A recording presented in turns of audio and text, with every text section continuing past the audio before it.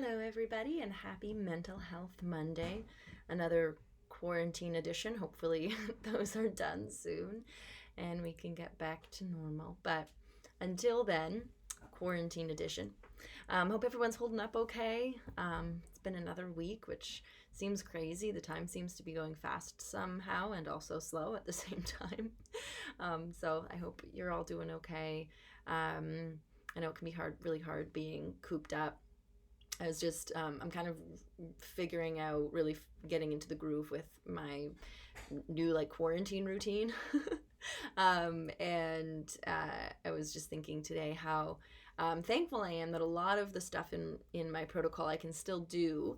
I can still do, the things I was doing at home, like coffee enemas and sauna, because I have my portable sauna, and a lot of exercising.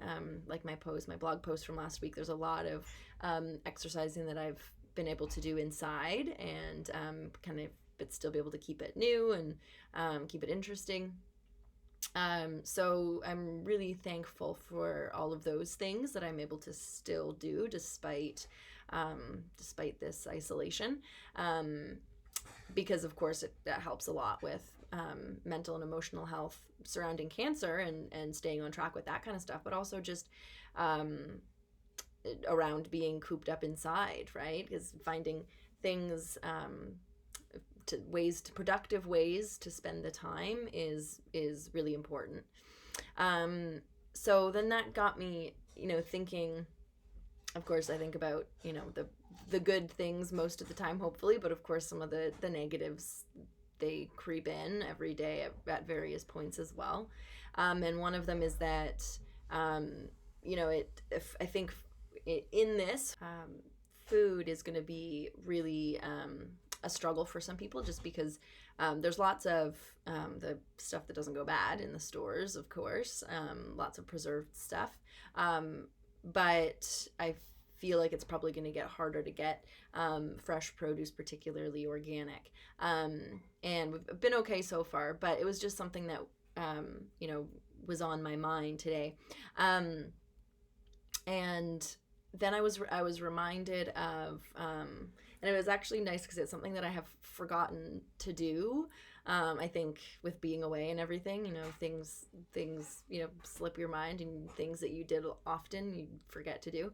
But yeah, I it's something that I haven't done in a while. My Diana, my colon hydrotherapist, who is amazing, by the way, if I haven't said it recently, she told me about a client of hers who eats really, really well. That's really important to them, but sometimes they can't, as all of us, experience. You go to someone's house, you go for dinner, and you're away, and you just can't eat the way you normally would. So what this woman did, which then I started doing too, is she would, whenever she was gonna, even just every meal in general, but particularly when she was gonna have to eat something that she didn't usually eat, then she previously would have maybe worried about eating or stressed about eating because it didn't fit, the plan or the diet, is she would say sort of a little prayer or mantra or saying, whatever you want to call it, over the food, asking that she only would take from it what was going to benefit her, and that she would leave the rest. And so I started doing something like, it would varies from day to day, but generally I would say, may I only take from this food that which is going to benefit me, and leave the rest. And I found that particularly when I was at somebody's house, at a party, while we were traveling, not just this time, anytime we're away from home, and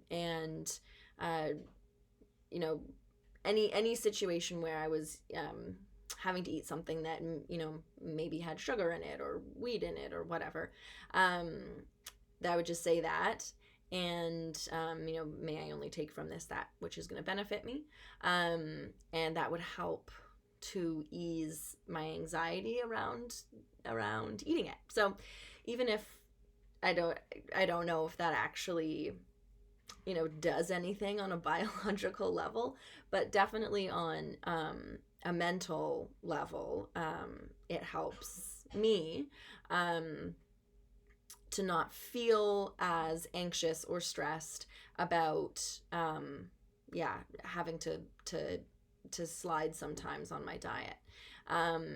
And I think it's really applicable to anything, honestly, like any circumstance. It can even be a little mantra that you say just to get you through the quarantine too, right? May I only take from this experience that which is going to benefit me and leave the rest.